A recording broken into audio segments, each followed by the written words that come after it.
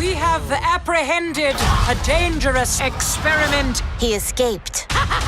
When you start putting things right next to like a real actor, you immediately start to see like the flaws in any kind of CG build, and especially with something that's like covered in fur, covered in hair. There are subtle things that your mind knows what a dog looks like, knows what dog hair looks like. Has seen plenty of animals in real life, and the complexities that are in real life are just amazing. Knowing that Stitch has to basically be a title character next to Lilo the entire time is pretty daunting.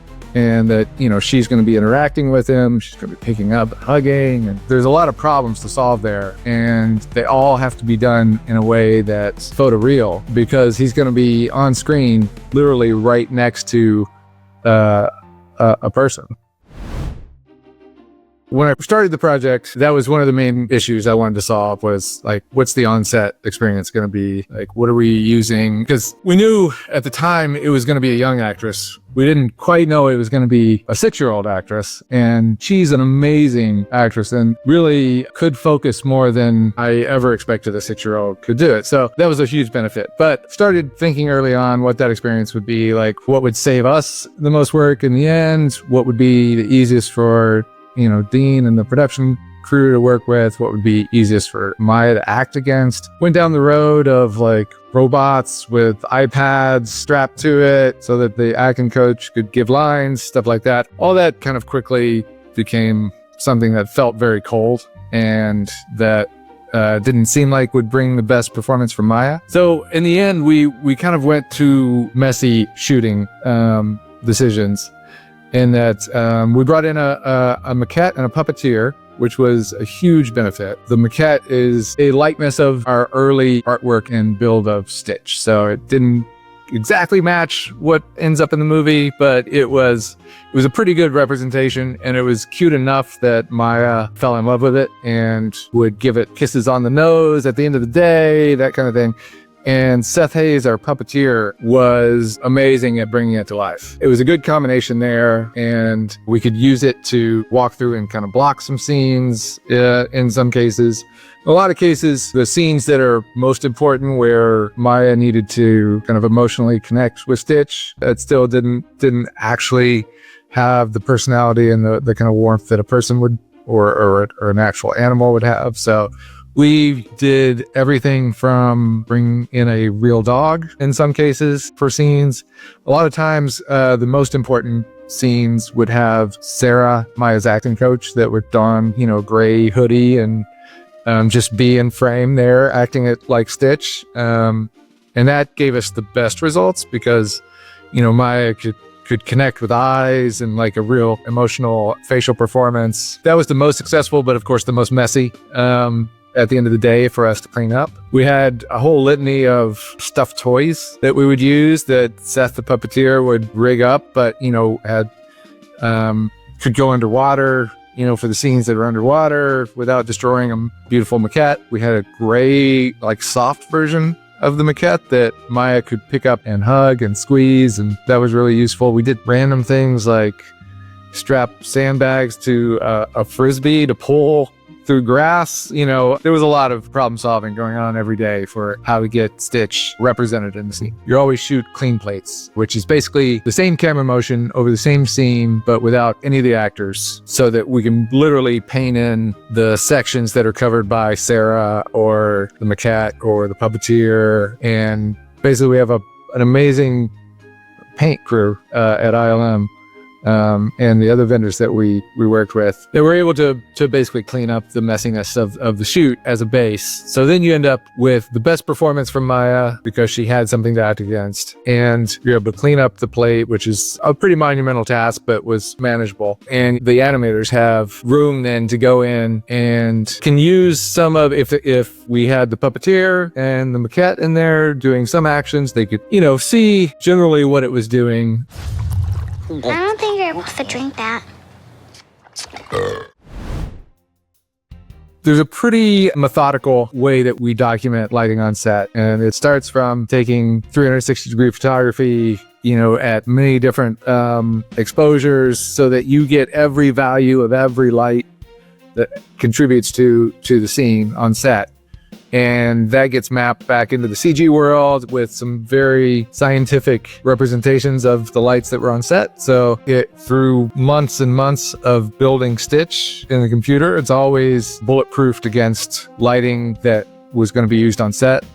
And so, again, months and months of tuning so that we know that he's going to behave like an actual object on set would be. And then it's just a matter of representing the lighting that was on the set as a base. And then our lighters go in and get creative with, the best angles onto Stitch, doing very creative highlights in the eyes to make sure that his gaze is red because he has giant black eyes. It's sometimes difficult. It has to get very creative in how you understand what he's looking at and the emotions that are in his eyes, while he's doing it. We have very talented people. They spend their days trying to recreate things like this, so, you get paid to watch people surf and study how it affects them. And it's kind of translating that into Stitch and, again, making sure that in the development of Stitch, which probably took close to a year to develop the asset, that every bit of him that needs to represent a real world aspect is built in a way that artists can go in and have it be pretty logical about how you do it.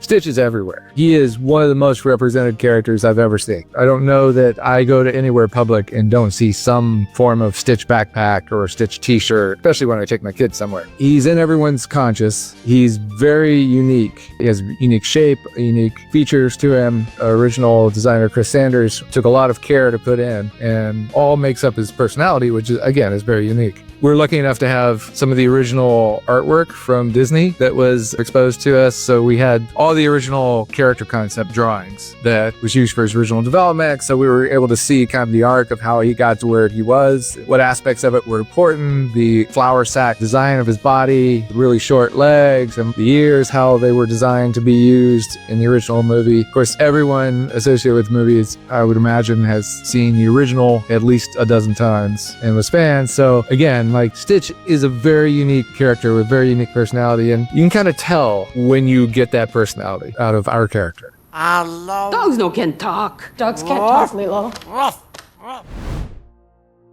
The shots of Stitch underwater are difficult, especially the quiet shots, where there's a shot where he's sitting on the bottom of the ocean, is kind of resolved to his fate, and it's very quiet. It just kind of sits on him for a while, and I think it was maybe a slow push in. Needing to be believably underwater, have all the dynamics that would be affecting his fur in subtle water currents, but also being able to read the emotion of just quiet recognition in his face, and that he's happy that Lilo is safe, but then in just incredibly subtle facial movements, it goes from that to, okay, now I can, peacefully drift off. That's some really difficult acting that you have to put in an environment that is, foreign. You're not used to seeing things underwater that you have to read that way, and you still have to be believably underwater. So I don't know. It's just a difficult combination of things that you have to put together for that scene to be executed in a way that you're just there for the emotion of it, and you're not questioning the visuals. Equally difficult in a different way is Lilo or anyone picking up Stitch, especially wrapping in their arms, because the combination of shooting constraints around that, and the most important thing is the actor's face, because reconstructing parts of people's faces, it gets ugly quickly. So you can't block it, but you still need something for them to physically pick up. You have to protect the space that Stitch needs to be in. And there are varying levels of success to that throughout the movie, but every version of that is an immense challenge. My kids are older these days, but I can see Lilo in my kids, or my kids in Lilo, I would say. And I think everyone goes through the moments in their life of feeling like they don't belong or feeling like they're just a little different in different ways. And Stitch is, to me, the embodiment of kind of an arc through your life, starting out in whatever that direction is, but starting out in one direction and through experience, maturing into something else. It's a wonderful story. It's fun to experience that through the movie. For people with kids who's gone through that, you can kind of identify with it and the kind of chaos that it causes. But seeing his arc through all that and Lilo growing at the same time and their resolution together, it's just really rewarding. And it's rewarding to see, for me, to get the messages from people who have seen it, who have gone to the movie with their kids, right? And like knowing that it's a movie that kind of brings families to an event together is pretty rewarding. Greg, thank you so much for your time. I really appreciate it. This was really, really fun getting to know how everything was created. So thank you so much. Of course, my pleasure.